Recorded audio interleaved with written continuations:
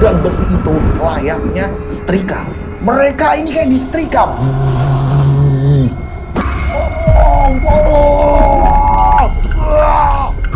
Di situ dia dihidupkan kembali dan disiksa terus-menerus, tiada henti. Assalamualaikum warahmatullahi wabarakatuh. Kembali lagi bersama saya Rian Agus Widodo.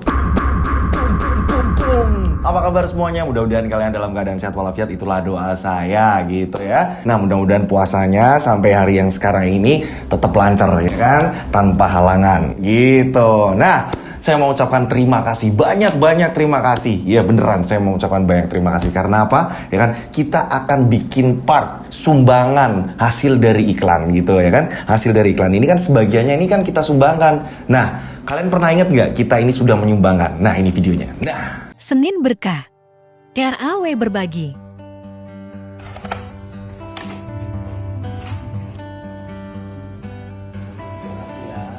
Bagi apa Pak? Mendata daftar hadir nama-nama santunan. Dengan adanya ini berbagi ini semata bukan hanya dari Mas Dodo, tapi ini semua bareng-bareng dari subscribernya di channelnya Mas Dodo, dan Mas Dodo ini mewakilkan untuk menyampaikan ke semua teman-teman yang hadir pada sore hari ini. Harapan Mas Dodo setelah pulang dari sini rajin sekolah, rajin belajar.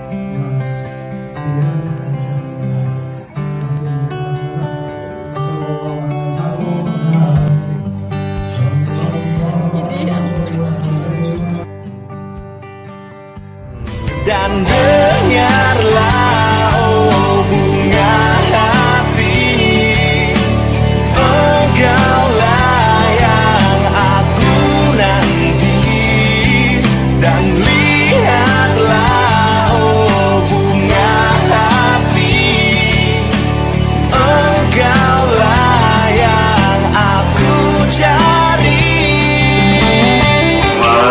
Ini mas-mas mbak-mbak yang di sini tuh punya kekurangan tapi tetap berkarya menunjukkan kalau mereka ini tetap sempurna.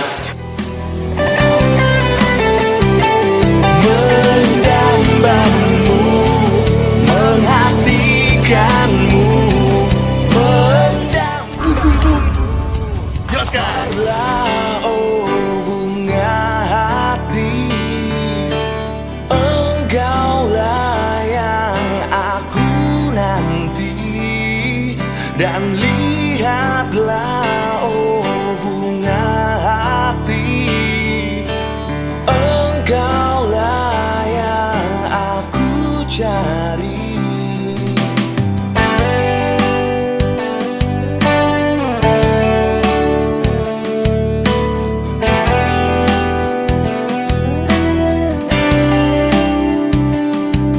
Ku tak ingin bila harus berandai-andai lagi,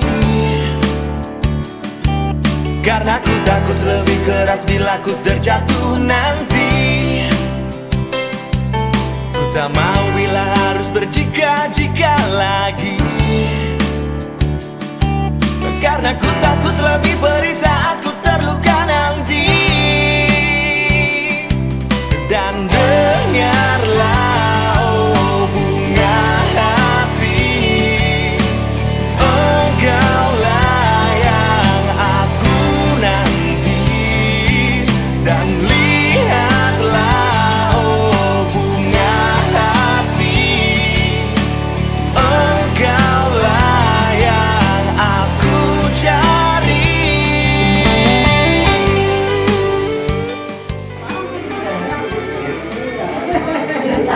Kita di sini mbak. Makan mana nggak mau? Enggak. Makan sama lagi.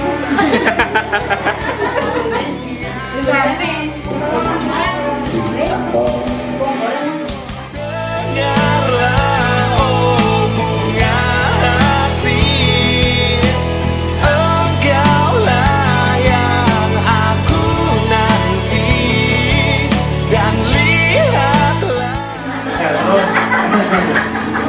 Kebun. Engkaulah yang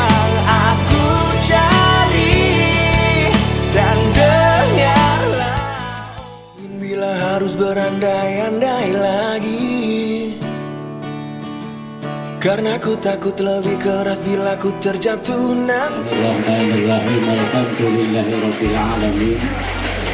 Wa bihi nasta'inu ala umuri dunya waddin. Wassalatu wassalamu ala asyrafil anbiya wal mursalin. Hanya saja ku ingin kau mengerti. Assalamualaikum warahmatullahi wabarakatuh. Ini ada acara santunan. Ini nggak cuma atas nama saya, tim dan keluarga, akan tetapi juga atas nama subscriber Rian Agus Widodo. Mudah-mudahan bisa berkah semuanya, buat semuanya berguna. Mudah-mudahan banyak rezeki semuanya yang di sini. Oke, sehat selalu, panjang umur. Buat adik-adik juga sekolahnya sing pinter-pinter. Oke, amin. Saya senang sekali kalian bisa hadir di sini karena tanpa doa-doa tetangga saya dan tim saya ini bukan siapa-siapa gitu. Jadi saya ucapkan banyak terima kasih dari saya, keluarga saya dan tim saya. Dan dengarlah, oh bunga hati, engkaulah yang aku nanti. Dan lihatlah, oh bunga hati, engkaulah yang aku cari.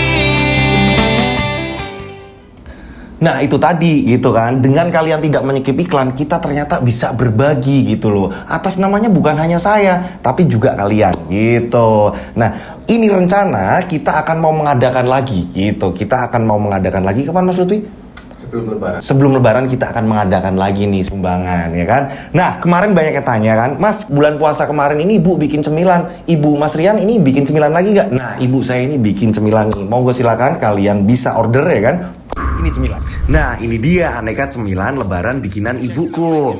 Nih aneka variannya nih, ada pilus Arab, keripik singkong rasa gadung, opak aci, pastel kering, stik amanah, keripik pisang, peyek mini, biskuit wijen, makroni rujak, makroni balado, kacang asin renyah, belinjo manis, bastik balado, bastik gurih, kacang polong tepung, kacang umpet, usus crispy, dan masih banyak varian lainnya.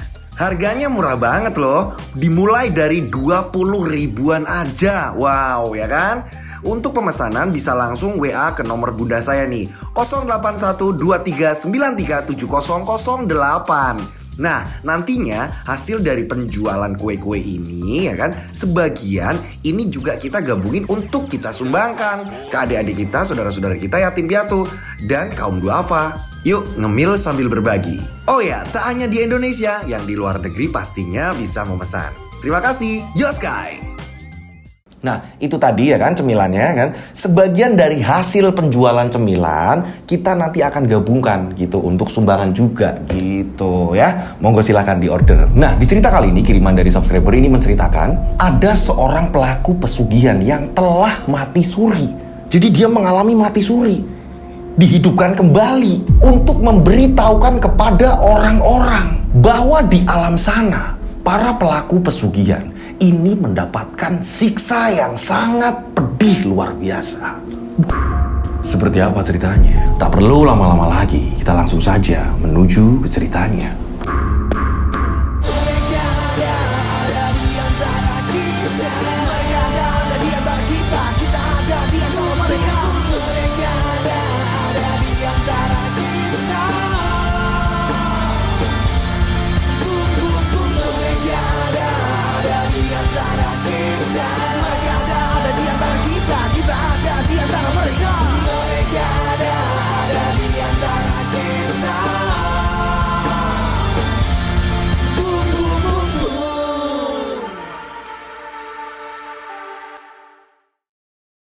Kejadian ini sudah lumayan lama ya kan. Tokoh di sini kita sebut saja namanya Sanuri. Sanuri ya kan, ini hidup dengan istri dan keempat anaknya. Nah, Pak Sanuri ini dia orang yang sangat baik sama warga.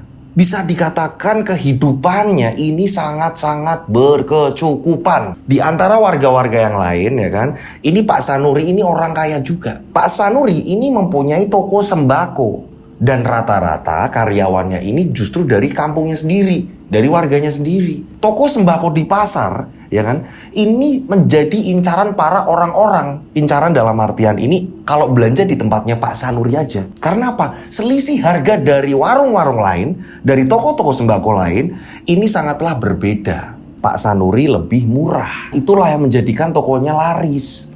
Karena lebih murah dibandingkan toko yang lain. Nah, Pak Sanuri sendiri ya kan, ini sering sekali berbagi dengan warga. Jadi ketika ada warga yang membutuhkan, Pak Sanuri ini benar-benar dia mau berbagi. Bahkan Pak Sanuri sendiri ini sering ngomong, kalau pas lagi ada kumpulan warga, kumpulan RT atau apa, Pak Sanuri sendiri bilang, siapapun yang sekiranya membutuhkan bantuan saya jangan sungkan, datang ke tempat saya. Jadi, keperluan kalian yang di rumah, ketika memang kalian ini tidak bisa belanja atau apa, datang ke toko saya.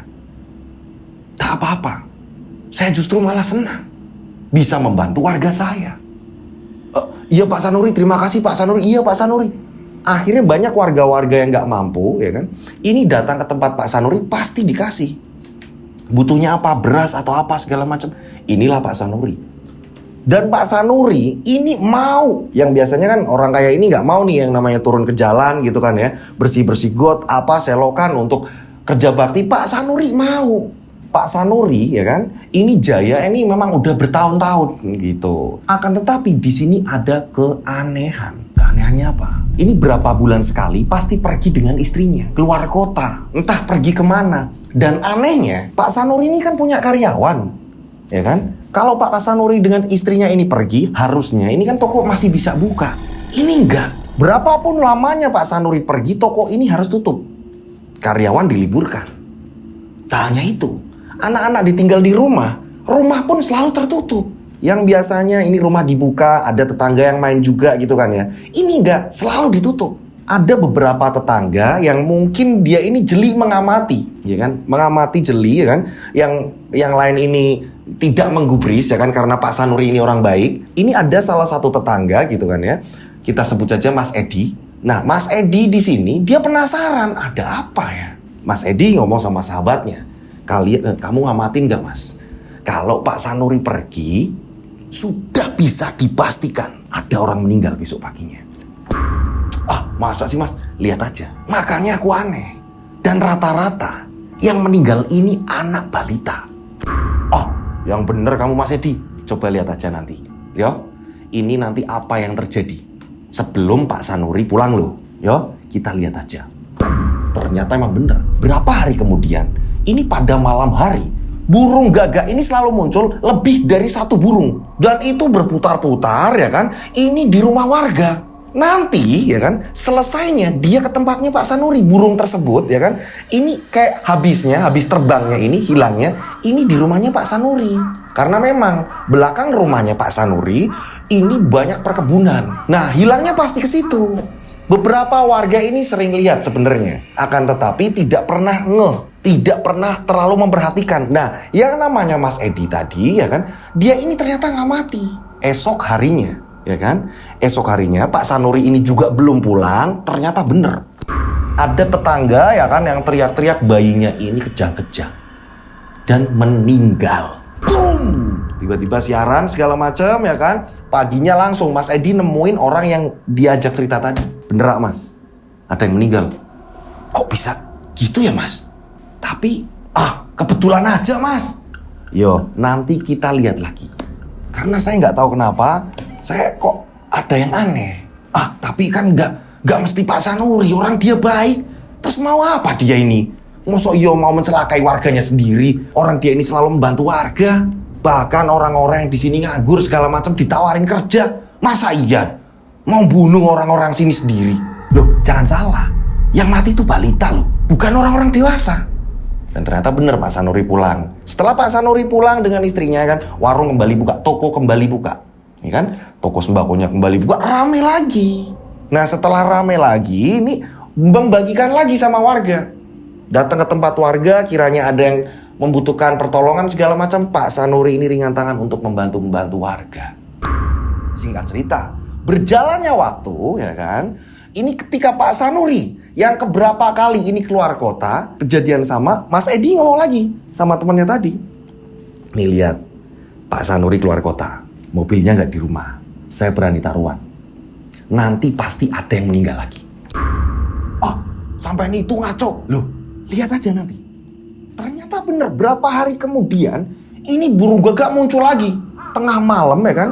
Ini Mas Edi sengaja, dia keluar rumah, ya kan, dia ngamatin. Dan Mas Edi ini melihat burung gagak tadi. Mas Edi nyamperin orang tadi, temennya itu tadi, tetangganya. Coba Mas, lihat. Kamu lihat itu ada burung gagak. Nah, Mas, kamu lihat Mas, ada burung gagak. Ternyata benar. Dan habisnya, ini selalu di tempatnya Pak Sanuri. Masuk ke belakang rumah.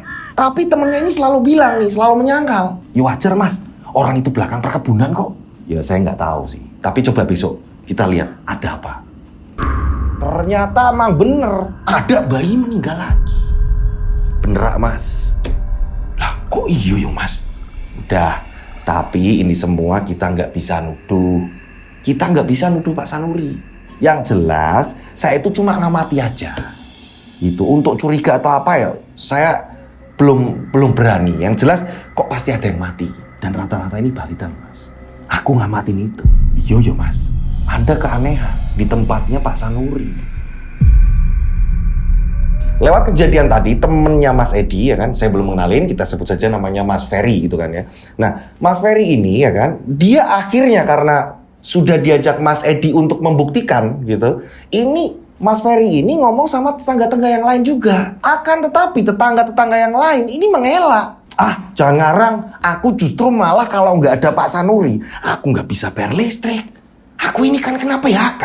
Aku nggak bisa ngasih uang buat keluarga. Hancur aku malah kalau nggak ada Pak Sanuri. Kata tetangga yang lain. Ya kan? Nah, Mas Ferry tadi ini cerita lagi ngobrol sama yang lain. Malah Mas Ferry justru dimarahin sama warga. Jangan menyebarkan gosip. Kamu kalau nyebarin gosip terus nggak bener ya kan, terus Pak Sanuri denger, kamu bisa-bisa malah bermasalah. Ngerti? Itu jenenge fitnah. Kamu nggak boleh seperti itu. Oh, iya Mas. Mas Ferry nemuin sama Mas Edi. Mas Edi justru malah marahin juga sama Mas Ferry. Kamu gimana? Kok kamu nyebarin kayak gini? Aku kan cerita cuma sama kamu. Kok kamu malah nyebarin ke warga? Dimarahin lagi nih sama Mas Edi akhirnya. Hingga Ferry ini lebih memilih, udahlah diam aja udah. Daripada aku salah, padahal pengen menyampaikan apa unek-unek Mas Edi, saya bagikan ke warga gitu, malah warga ini marahin, ya kan? Dan Mas Edi tahu, Mas Edi juga ikut marahin. Jadi udahlah, lebih memilih untuk diam.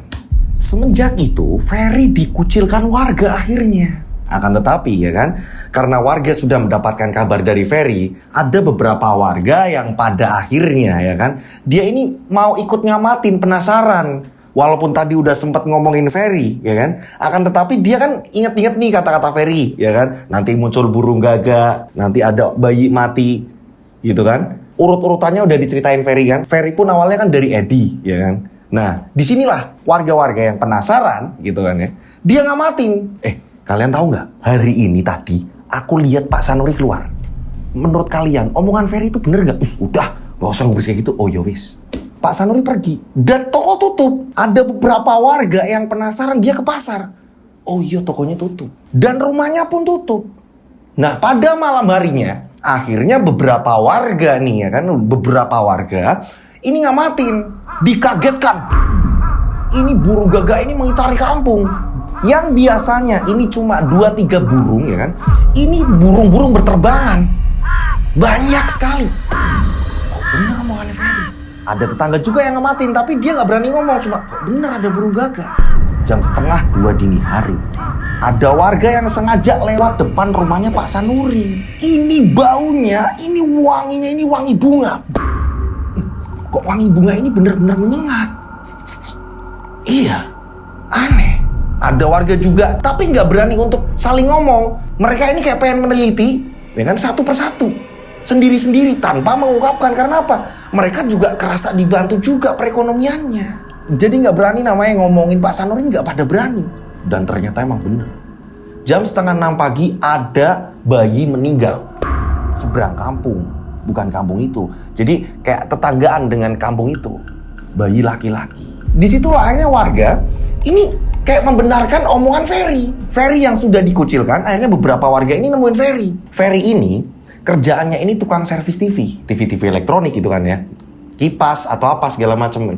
Nah, ada beberapa warga yang datang ke tempat Ferry. Fer, omonganmu betul loh Fer, bener loh Fer. Omongan apa sih Pak D? Aku semalam bau bunga yang bener-bener nyengat, kayak bunga melati, kayak apa gitu loh, bener-bener nyengat. Dan aku lihat burung gagak, dan yang lebih pasnya ada bayi meninggal. Aneh Fer. Iya Fer, kok bisa kayak gitu ya Fer? Gimana sih Pak D, Mas? Udah, nggak usah ngomongin orang. Udah. Kemarin kalian sendiri yang ngomongin kayak gitu. Katanya saya nggak boleh ngomongin orang. Nah, sekarang kalian malah ngajak ngomong saya. Ferry membalikan. Udah, bubar. Akhirnya pada bubar. Tapi warga kayak udah mulai, kayaknya bener deh, ini ada yang janggal deh. Hingga pada akhirnya, gosip mengenai Pak Sanuri, ya kan, ada yang janggal. Pak Sanuri ini sepertinya melakukan sebuah mungkin praktek apa segala macam gitu kan ya. Ini sampai di telinganya Pak Sanuri. Oh, Jojo penglaris. Oh, jangan-jangan penglaris. Oh, jangan-jangan pesugihan. Sampai di telinganya Pak Sanuri. Begitupun juga dengan karyawannya. Karyawannya ini denger. Nah, saat pagi-pagi Pak Sanuri ini di tokonya gitu kan ya. Ini karyawan ini ngomongin Pak Sanuri. Pak, Bapak mikirin apa Pak? Enggak, aneh aja. Saya denger ada warga yang ngomongin saya. Kalau saya ini praktek apa, lelakon apa, kayak gitu. Ada yang ngomongin kayak gitu. Nah, karyawannya Pak Sanuri ini ngomong, udahlah Pak, nggak usah digubris Pak. Biasa Pak, itu ada orang yang nggak seneng. Wajar lah Pak. Iya, saya juga nganggapnya gitu. Belum tahu aja. Ya Pak, udah Pak. Bapak ini kan sukses di kampung ini. Ya wajar lah, banyak yang iri Pak. Ini karyawan-karyawan pada menenangkan Pak Sanuri seperti itu.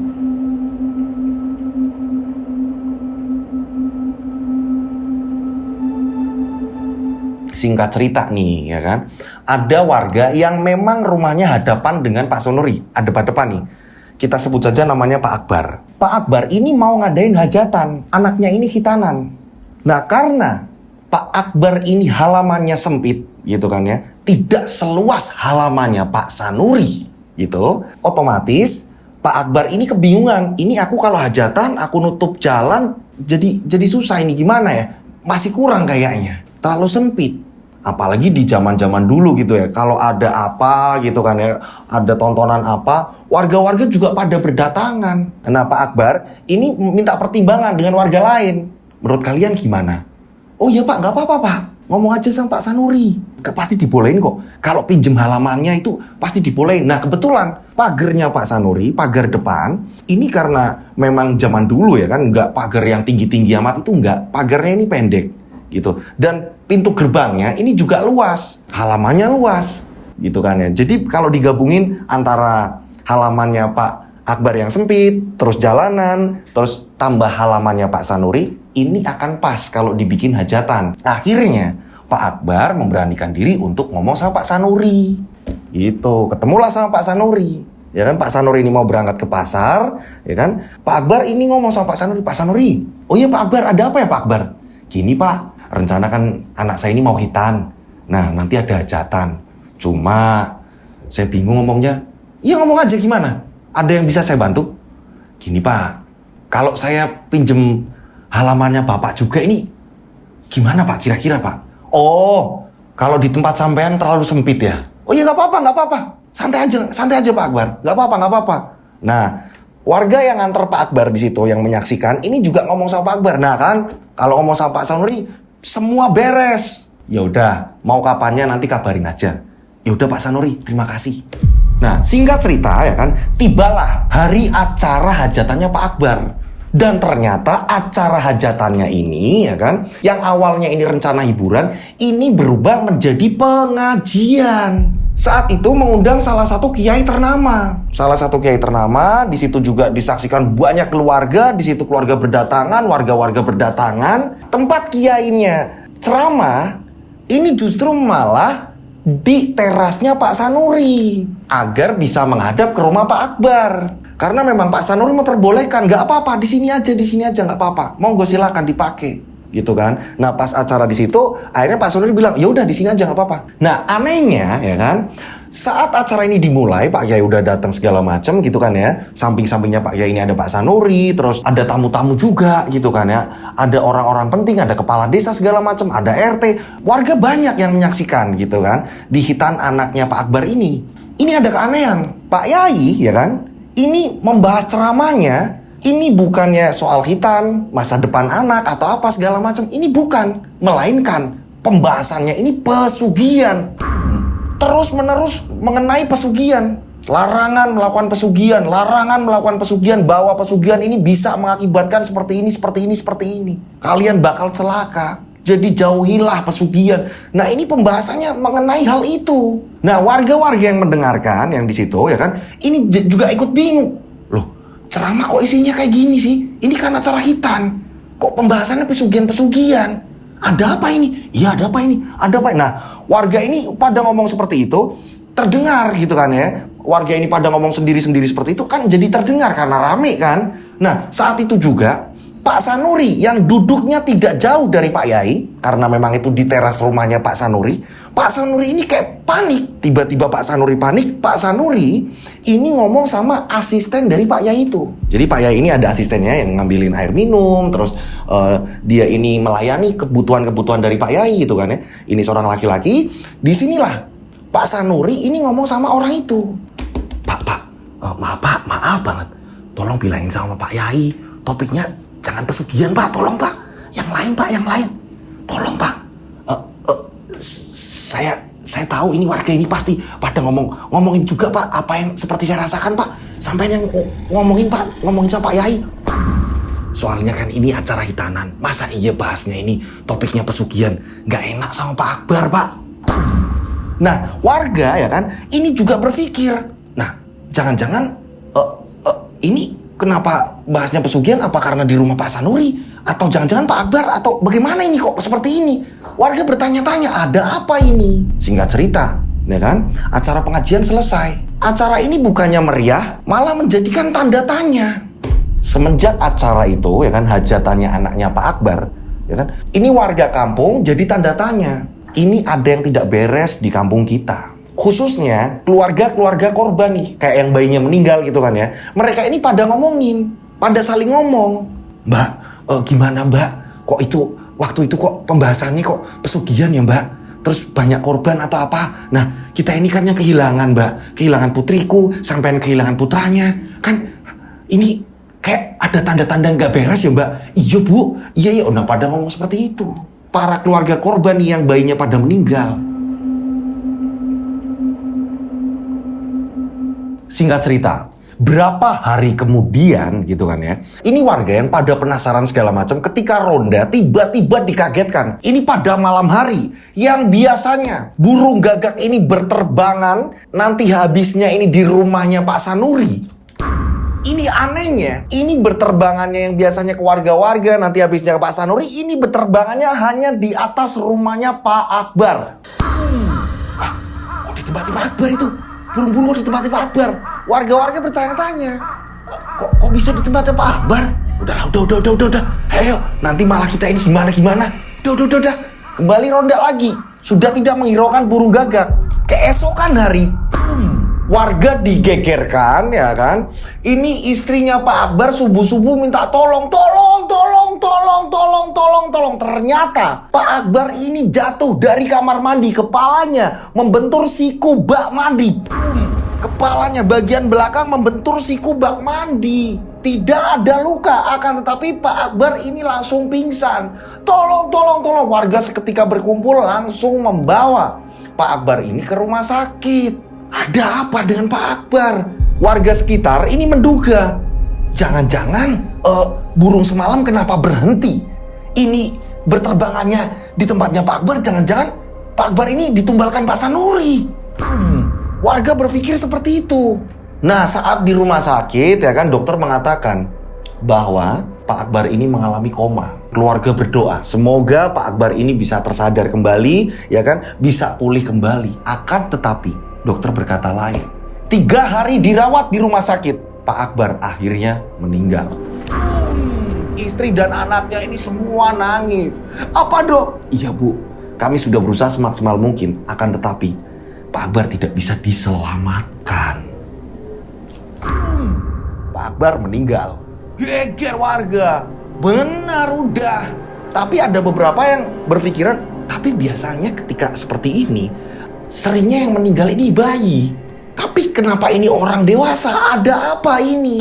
Nah singkat cerita, Pak Akbar udah dibawa ke rumah, udah dimandikan, keluarga ini berkumpul, sanak saudara berkumpul, warga-warga berkumpul, sudah dimandikan, sudah dikafani, dibawalah ke masjid untuk disolati sebelum dimakamkan. Disolati di masjid ya kan. Ini baru mulai ya kan, baru mau mulai sholat, tiba-tiba semua ini ketakutan dan tercengang.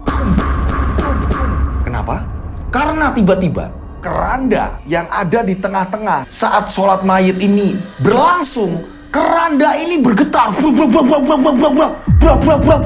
Sebagian ini pada berlarian, sebagian ini tercengang. Pak Yai, keranda bergerak Pak Yai. Pak RT, ini ribut lah di masjid. Pak Yai yang memimpin sholat akhirnya dia membatalkan dan menyuruh beberapa orang untuk membuka keranda. Coba dibuka. Ayo, dibuka. Jadi kiai yang dipercaya di daerah situ gitu kan ya, ini menyuruh beberapa orang untuk membuka. Dan ternyata Pak Akbar masih hidup. Tolong lepaskan saya masih hidup. Tolong lepaskan saya, tolong. Anehnya sadar, sedangkan di rumah sakit ini koma. Ini kenapa kok bisa dia pulih tanpa sakit apapun, seolah-olah tidak terjadi apa-apa. Setelah dilepaskan kain kafannya ya kan, akhirnya Pak Akbar bangkit dan langsung bersujud memeluk kaki Pak Yai. Pak Yai, tolong saya Pak Yai, saya takut Pak Yai, tolong saya Pak Yai, saya takut Pak Yai, tolong. Pak Yai, saya ingin tobat Pak Yai, saya ingin tobat, tolong Pak Yai. Akhirnya Pak Yai bilang, ayo kita bawa pulang ya, yang lain, tolong ya, nggak usah gimana, bubar sementara dulu, ini ayo kita bawa ke rumah. Akan tetapi warga di seperti itu kan nggak bisa, karena sebagian yang berlarian ketakutan, yang sebagian juga penasaran, kenapa kok bisa mati hidup lagi, apa sebenarnya yang terjadi. Pak Akbar dibawa pulang. Ya kan, di ruang tamu Pak Akbar ini duduk ya kan, ini banyak keluarga yang berkumpul, begitu juga dengan Pak Yai, Pak RT ya kan, warga-warga yang lain ya kan, ini pada nunggu di luar, mau masuk nggak cukup, apalagi halaman rumahnya Pak Akbar ini tidak luas. Ada apa kok Pak Akbar bisa hidup lagi? Lah iya, wah aneh ya, kejadian apa itu? Lah ini mati suri. Nah ini adalah warga semuanya mengatakan seperti itu. Jadi ada yang jaga warga agar tidak semuanya masuk ke dalam rumahnya Pak Akbar. Ada yang jagain. Nah pada saat itu juga Pak Akbar setelah udah dilepas segala macam, udah dikasih air minum, Pak Akbar ini sadar. Semua tercengang ketika Pak Akbar mengatakan, Pak Yai, Pak RT, semuanya maafin saya ini terhantui. Apa yang terjadi dengan saya? Semua menjelaskan, sampean itu udah gak bernafas, sampean itu udah meninggal. Dari rumah sakit udah mengatakan seperti ini. Sampai kita ini udah tahap ke menyolati, tinggal memakamkan sampean. Kok sampean hidup lagi? Saat itu juga Pak Akbar menjelaskan, iya Pak Yai, iya semuanya maafin saya. Ya ampun kok saya seperti ini, saya melihat kejadian yang benar-benar mengerikan. Sampean kenapa? Pak Akbar ini benar-benar mengakui, saya sebenarnya selama ini yang melakoni pesugihan. Pak Akbar melakoni pesugihan. Saya pikir ya kan, di bagian pertama saya baca itu, wah ini Pak Sanuri nih. Semua warga mengira, wah Pak Sanuri nih. Jangan-jangan Pak Sanuri melakoni pesugihan segala macam.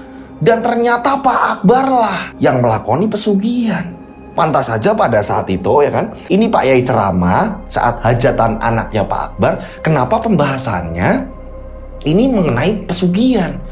Bukannya ya pada umumnya acara hitanan gitu loh. Pembahasannya ini kenapa harus pesugihan? Harusnya kan pembahasan yang lain atau apa ceramahnya gitu kan. Ini kok mengenai pesugihan?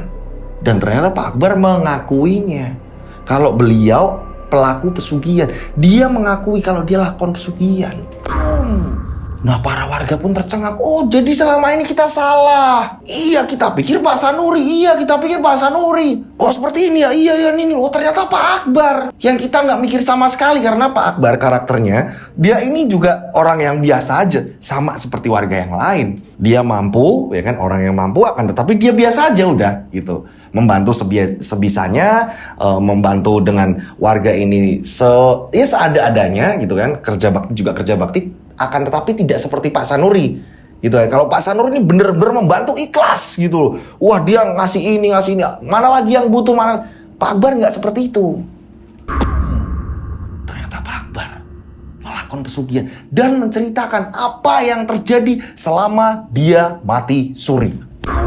Pada saat itu, ya kan, Pak Akbar ini kebingungan. Kebingungannya apa? Dia sendirian berdiri di situ, ya kan. Ini di padang pasir yang sangat luas sekali. Tak ada teman satupun. Akan tetapi pasir yang ia injak ini sangat panas sekali. Pasir ini panas, sehingga Pak Akbar harus melangkah ke depan. Dan ternyata ini Pak Akbar nggak kuat. Nggak kuatnya apa? Semakin Pak Akbar melangkah, pasir itu semakin memanas. Posisinya ini Pak Akbar melihat ini terik sinar matahari yang begitu panas. Panas.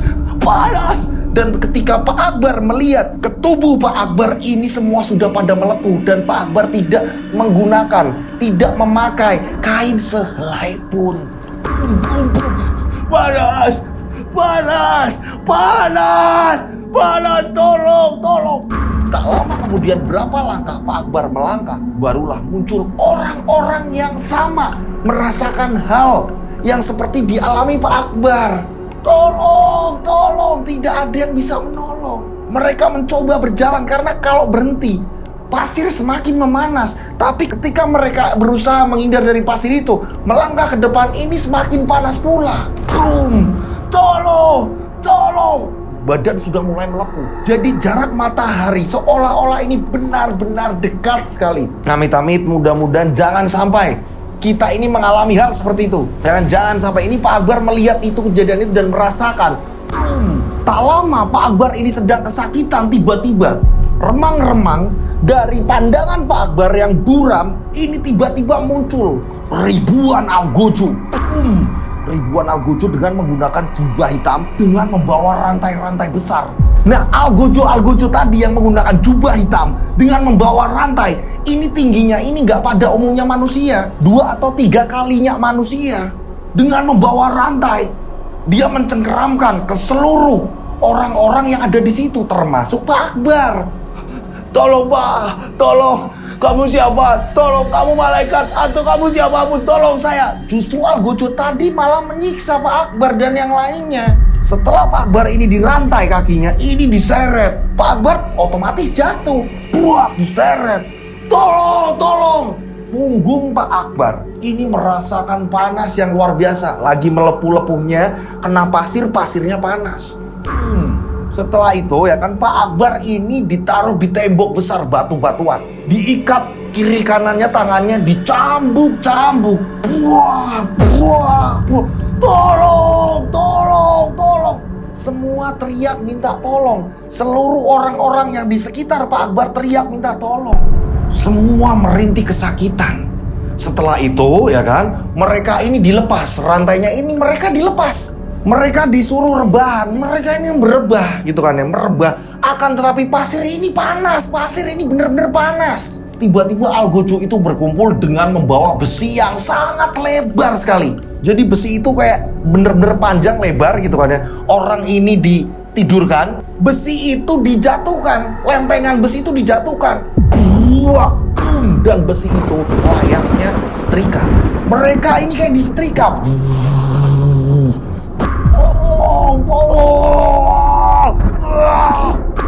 Pak Akbar teriak-teriak kesakitan. Anehnya, di situ dia dihidupkan kembali dan disiksa terus-menerus, tiada henti. Aneh sekali, di bagian itu benar-benar Pak Akbar merasa dia disehatkan kembali, disiksa lagi, disehatkan kembali, disiksa lagi, untuk merasakan siksaan itu yang terus-menerus bertubi-tubi. Nah, pada saat itu semua merintih. Saya haus, saya haus, saya haus. Pak Akbar merintih, saya haus. Saya lapar, saya haus, saya lapar, saya haus, saya lapar. Tolong saya, tolong. Algojo tadi tiba-tiba ini membawa ember-ember besar. Ini ditaruh, ya kan, di depan para manusia yang ada di situ. Minum. Yang ada Pak Akbar melihat, ya kan, ember besi itu tadi, ya kan, ini isinya darah kental tapi mendidih. Tak ada pilihan lain karena memang haus, diminum dan melepuh mulutnya. Dan ketika ada yang menolak, Pak Akbar ini melihat kan, sementara menahan rasa sakitnya, Pak Akbar melihat kiri kanannya ketika tidak ada yang mau minum. Algojo tadi menjambak rambutnya dengan mencelupkan kepala orang tersebut ke dalam ember yang berisi darah mendidih itu. Benar-benar sangat mengerikan. Dicelupkan kembali, diangkat kembali, dicelupkan kembali, diangkat kembali, mati, dihidupkan lagi, disiksa lagi dari awal. Terus menerus seperti itu. Itu yang dialami mati surinya Pak Akbar. Padahal mati surinya ini hanya berapa hari. Akan tapi dia merasakan di situ seperti yang lama sekali. Dia memohon pertolongan, gak ada yang menolong. Kiri kanan sama, merasakan hal yang sama. Di situ ratusan orang merasakan hal yang sama, gak ada yang bisa menolong. Tak lama setelah itu masih ada tahapan selanjutnya, yaitu, ya kan, mereka yang sudah melepuh, sudah tidak ada tenaga, darah bercucuran, ya kan, mereka ini direbahkan dengan tengkurap. Jadi udah kayak merangkak. Setelah itu tangannya, ya kan, ini diborgol dengan besi-besi dan diseret. Akan tetapi Pak Akbar kaget. Yang awalnya pasir panas, tiba-tiba pasir itu bermunculan, pecahan-pecahan kaca. Pecahan-pecahan kaca tersebut merobek dari muka sampai ke dada, sampai ke kaki. Parah. Mati diulang lagi, mati diulang lagi, mati diulang lagi, dan tiada henti. Sakitnya luar biasa. Kita kena pisau dapur, ya kan, pedih kan, perih kan. Ini siksanya seperti itu. Tak lama kemudian, ya kan, setelah yang sudah keberapa kalinya, ya kan, tiba-tiba matahari, ya kan, yang awalnya ini panas menyengat, tiba-tiba hanya tempatnya Pak Akbar yang tidak begitu panas. Pak Akbar di situ bisa bernafas. Ada apa ini? Ada apa ini? Tapi yang lain Pak Akbar masih melihat semuanya merintih kesakitan. Dan tak lama kemudian Pak Akbar mendengar suara anak mengaji. Dan ternyata suara itu, ya kan, lantunan suara mengaji itu, ini terdengar jelas kalau itu suara dari anaknya, putranya Pak Akbar yang dihitan. Suara terdengar jelas, lantunan mengaji, putranya Pak Akbar. Dan disitulah, ya kan, setelah putranya selesai mengaji, barulah Pak Akbar tiba-tiba disadarkan kembali ke masjid yang saat itu di mana Pak Akbar ini sudah menjadi jenazah, ya kan, sedang disolati. Tolong. Nah, disitulah Pak Akbar tersadar mendengar suara putranya mengaji. Kita balik lagi, ya kan, di ruang tamu Pak Akbar. Ini Pak Akbar menceritakan, seperti itu Pak Yai, seperti itu Bu, maafin Bapak Bu. Bapak ini gimana sih Bapak ini? Banyak yang menyalahkan, banyak yang tercengang, banyak yang tidak percaya. Ada juga yang percaya, ada juga yang ketakutan. Sementara di luaran sana ini orang langsung berasumsi, oh udah, benar jelas Pak Akbar, bakar aja rumahnya, bunuh aja. Banyak banget yang berasumsi masing-masing. Harus diapain nih Pak Akbar, segala macam. Rusuh. Kampung tersebut ini langsung spontan ini rusuh. Pak Yai, Pak Lurah, ya kan, juga ada akhirnya dipanggilkan anggota-anggota untuk mengamankan dan dibubarkan. Sampai turunlah anggota ini untuk membubarkan warga. Ada yang laporan dari pihak keluarganya Pak Akbar. Karena kayak si korban yang bayinya meninggal ini kayak nggak pada terima. Udah jelas berarti bayiku ditumbalkan, banyak yang ngomong seperti itu. Ini yang membuat warga nggak terima. Nah, setelah pada bubar segala macam, ya kan, rumah ini benar-benar dijaga, ya kan, Pak Akbar ini meminta maaf kepada warga-warga. Dan Pak Akbar sendiri bilang ke warga-warga, dan di situ ada Pak Yai, di situ ada Pak Lurah segala macam diwakili, ya kan. Ini ngomong ke warga, ya kan, di tengah-tengah jalan, ya kan, diamankan segala macam orang-orang. Pak Akbar mengatakan bahwa di situ saya tidak tahu menau perihal tumbal. Bilangnya seperti itu. Akan tetapi iya benar, saya melakukan pesugihan. Warga otomatis langsung mengucilkan. Langsung seketika mengucilkan keluarganya Pak Akbar. Hingga pada akhirnya aset-aset semua ya kan ini dijual. Dijual segala macam dengan harga murah, itu pun orang pada takut untuk membelinya. Justru malah orang-orang yang dari jauh membelinya. Rumah Pak Akbar ini bener-bener habis. Hartanya ini habis. Dan ternyata pada saat itu ya kan, anaknya Pak Akbar ini, Khitan ini, dengan mengundang Pak Yai untuk acara pengajian. Ini ternyata dari kakeknya anaknya Pak Akbar. Tidak lain adalah bapak kandung Pak Akbar. Dan saya bercerita di sini ya kan, saya menceritakan ternyata anaknya Pak Akbar selama dia ini sekolah atau apa segala macam tidak ikut Pak Akbar.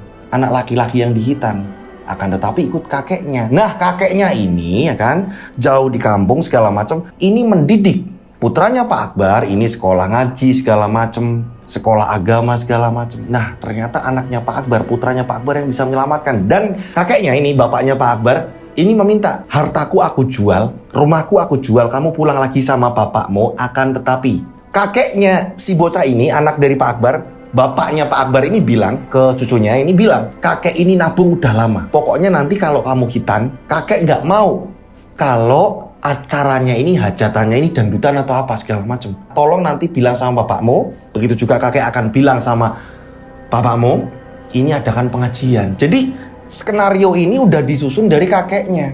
Kakeknya si bocah yang Khitan gitu kan, anaknya dari Pak Akbar. Sebenarnya Pak Akbar sendiri ini mau acaranya ini orkes dangdutan gitu kan ya.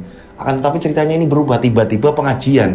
Makanya kebingungan, Pak Akbar ini bingung loh, kok tiba-tiba pengajian gitu. Nah, itulah mungkin yang dimana Pak Kiai ini pas ceramah ini ceritanya ini soal pesugihan yang dimana itu dilarang. Hingga pada akhirnya karena Pak Akbar ini sudah ludes harta semuanya, pindahlah Pak Akbar ke kampung bapaknya. Karena percuma juga hidup di situ, bakal dikucilkan. Warga-warga udah dendam. Kita bakar, kita apa, gosip itu terus menguak, terus-menerus membesar ke telinga keluarganya Pak Akbar. Otomatis Pak Akbar ketakutan. Hingga akhirnya pindah ke tempat bapaknya Pak Akbar. Semua usaha bisnis Pak Akbar ya kan, punya bisnis batu bara segala macam ini hancur ludes seketika.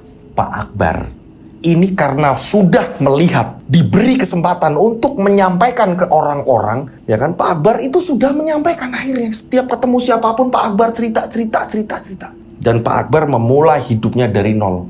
Dan kerennya di sini ya kan, ini Pak Akbar menjual semua apapun itu yang ia punya, sampai tidak ada uang sepeser pun di tangan, di keluarganya segala macam. Pak Akbar bilang sama istrinya, bapak tak jual rongsok, bapak tak nyari rongsok. Walaupun seperti ini, tapi bapak pengen nyari yang halal. Saking ketakutannya, sangat mengerikan sekali siksanya. Pak Akbar ini memulai nyari bisnis rongsok kecil-kecilan, nyari rongsok mulung, bener-bener mulung. Istrinya juga akhirnya mau gak mau membantu. Anak-anaknya ini pada putus sekolah semua, kecuali ya kan yang tadi di Khitan, karena hidup dengan kakeknya di situ. Kakeknya hanya mampu menyekolahkan yang di Khitan, karena memang dari kecil nggak ikut Pak Akbar. Nah, anak-anak yang lain ini sampai berhenti sekolah, semuanya mencari rongsok, menjadi seorang tukang pulung. Begitu pahitnya. Nah, berjalannya waktu, kehidupan, perekonomian segala macam yang dialami oleh Pak Akbar semakin parah. Tinggal di orang tuanya, ya kan? Malu dengan anaknya. Pak Akbar udah bertobat segala macam, udah melakukan ibadah segala macam. Akan tetapi dia tidak pernah merasakan ketenangan. Hingga pada akhirnya dia ini dimimpikan. Dia kembali lagi dimimpikan, dibawa ke alam itu. Akan tetapi dia tidak merasa disiksa. Nah, dia ini melihat kejadian dari awal ia disiksa. Jadi kayak melihat film kita difilmkan saat kita disiksa. Nah, di situ Pak Akbar kaget. Ternyata dari sekian banyak orang yang disiksa, ada satu orang yang ia kenal. Ada orang yang benar-benar dia paham. Lah, ternyata di antara sekian orang yang melakukan pesugihan, ini ada satu orang yang saya kenal. Dan ini terus menerus Pak Akbar selalu dimimpikan hari-harinya. Dimimpikan dengan hal yang sama berulang-ulang terus-menerus sampai bertahun-tahun. Kurang lebih ya kan, 5 tahun sudah Pak Akbar mengalami kejadian yang seperti itu terus-menerus. Jadi setiap tidur dia mimpinya sama, melihat seperti kita melihat tayangan di film, kita melihat kita disiksa Pak Akbar tapi tidak merasakan, cuma melihat, ya ampun, aku dan banyak orang di situ disiksa. Ini ada salah satu orang yang aku kenal. Siapa dia? Dan pada saat itu akhirnya Pak Akbar mendatangi orang tersebut, yaitu Pak Sanuri. Pak Akbar di sini tidak mau tinggal diam karena apa? Ketika Pak Akbar cerita dengan bapaknya dan anaknya pun bilang, Bapak harus mengatakan itu kepada Pak Sanuri. Justru anaknya yang rajin mengaji segala macam, dia ini mengingatkan Bapak harus mengingatkan teman Bapak. Bapak harus mengingatkan sahabat Bapak. Apa yang Bapak sudah lihat di mimpi Bapak. Nah akhirnya Pak Akbar mendatangi ruko. Pak Akbar sempat kaget mendatangi ruko Pak Sanuri yang semakin mewah. Pak Sanuri kaget melihat Pak Akbar yang sudah benar-benar compang-camping keadaannya. Pak Sanuri, saya sekarang seperti ini. Saya datang ke sini karena saya pengen ketemu Pak Sanuri. Ada apa? Ayo cari tempat. Jangan di sini. Akhirnya mereka ini ngobrol di belakang pasar. Ada, kalau di tempat saya ini namanya pohon karsem. Saat itu ada tempat duduk kecil, disitulah Pak Akbar ngomong sama Pak Sanuri. Pak, selama ini saya dimimpikan dengan hal apa yang terjadi di dalam saya mati suri. Dan saya di situ melihat Bapak juga disiksa, Pak. Alangkah baiknya sudahi semua ini, Pak. Kamu itu loh. Kamu jangan ngomong kayak gitu. Jangan nakut-nakutin saya. Sudahlah, cukup kita berdua saja yang tahu. Kalau kita ini pernah melakukan pesugihan. Pak, saya melakukan hal seperti itu karena paksaan Bapak. Pada waktu itu kan saya diajak untuk mengantar. Tapi Bapak memaksa untuk saya juga melakukan ilmu itu agar saya melakoni pesugihan. Ternyata sebenarnya yang melakoni pesugihan adalah Pak Sanuri. Pada saat itu dulu-dulunya waktu mulai pesugihan ini Pak Akbar diminta untuk mengantar. Hanya mengantar saja. Akan tetapi Pak Sanuri terus, ya kan, kayak ibarat kata ini merayu. Ayolah Pak, temenin saya untuk melakukan hal ini, ritual ini, agar kita ini bisa kaya. Dan tumbalnya ini adalah tetangga-tetangga kita. Tenang, tumbalnya ini bocah-bocah balita. Ternyata, ya kan, mungkin kenapa Pak Akbar ini masih diberi kesempatan karena di sini Pak Akbar ini dipaksa. Sayangnya Pak Akbar hilaf dan mengiyakan mau.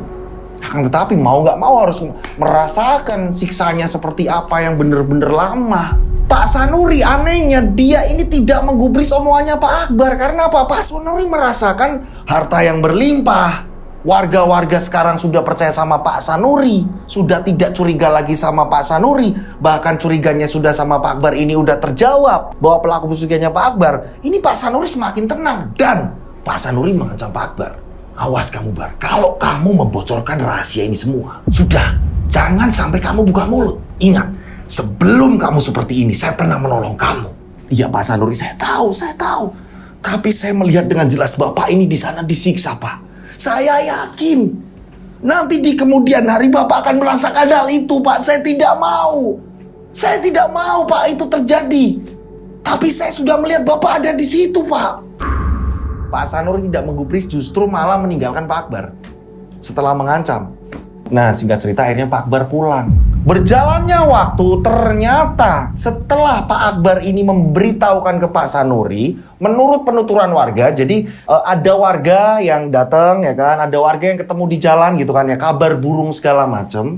Tokonya Pak Sanuri sudah mulai tutup untuk biaya pengobatan Pak Sanuri karena Pak Sanuri mengalami ODGJ. Pak Sanuri ini mengalami gangguan jiwa. Gangguan jiwanya ternyata Pak Sanuri setiap tidurnya ini sama seperti Pak Akbar. Bedanya Pak Sanuri merasakan siksaan itu. Di kehidupan nyatanya ini hancur, ya kan? Dan ketika dia bermimpi, ya kan, di alam yang panas tadi, yang disiksa berkali-kali, ini dia merasakan sampai dia terbangun lagi, dia merasakan itu lagi.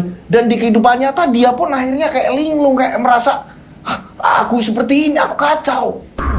Hingga pada akhirnya uang semakin ludes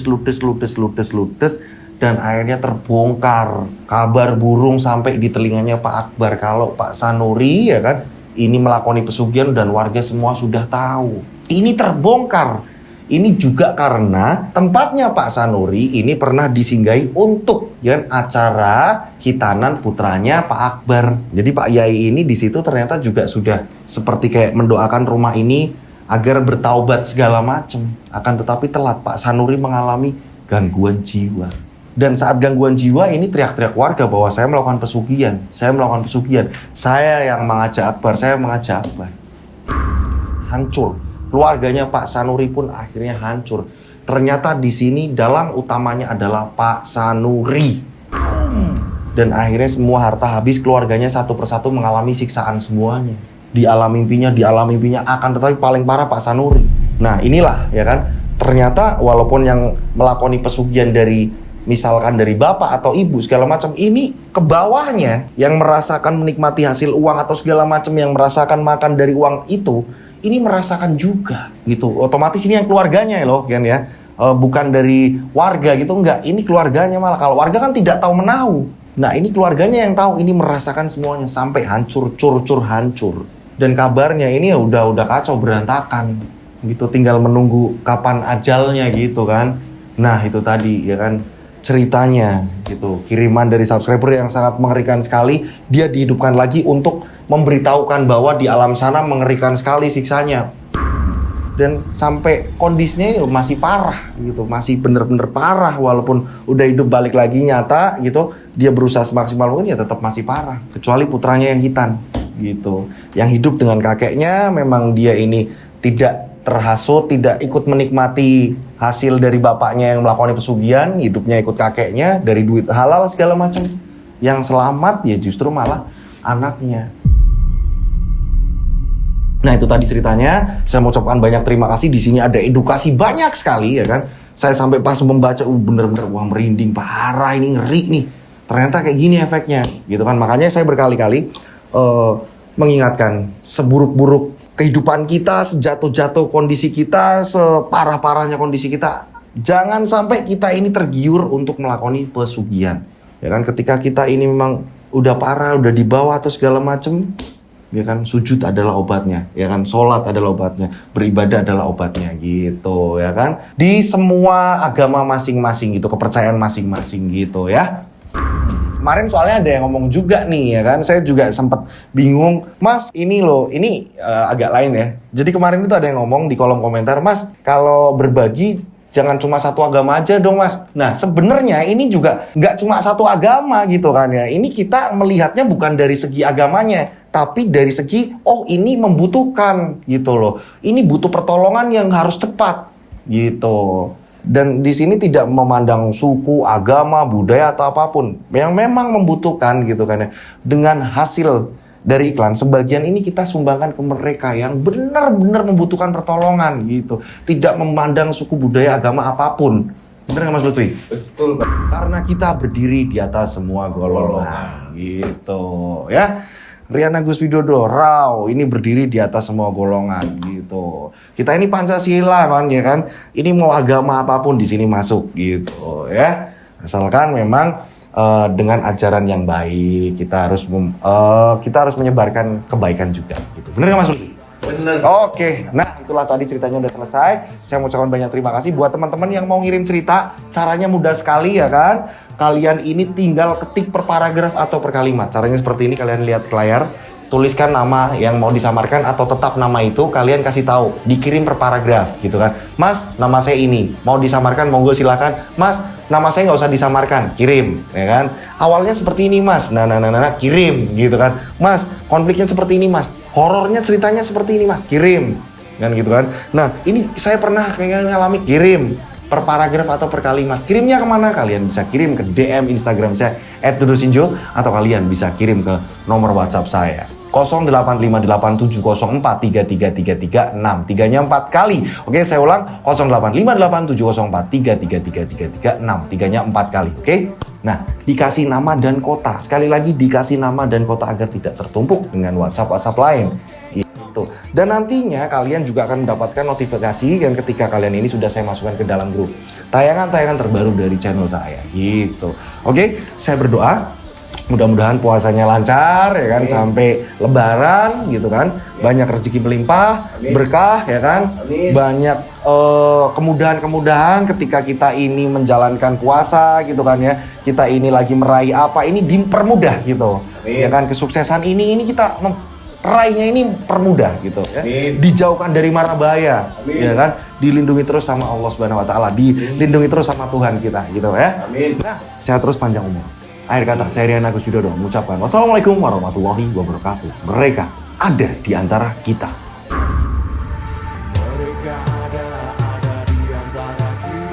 Subscribe channel Rian Agus Widodo, kisah misteri.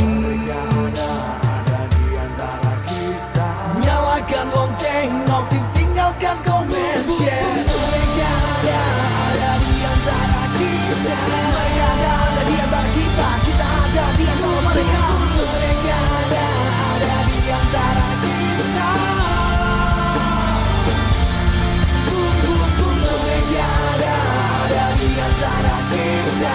Mereka ada di antara kita. Kita ada di antara mereka.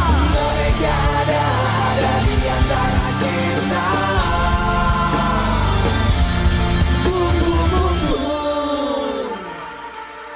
Mereka ada di antara kita. Subscribe channel Rian Agus Widodo, kisah misteri. Mereka ada di antara kita. Nyalakan lonceng, notif, tinggalkan komen, share. Mereka ada di antara kita. Mereka ada di antara kita. Kita ada di antara mereka. Mereka ada di antara kita. Mereka ada di antara kita. Mereka ada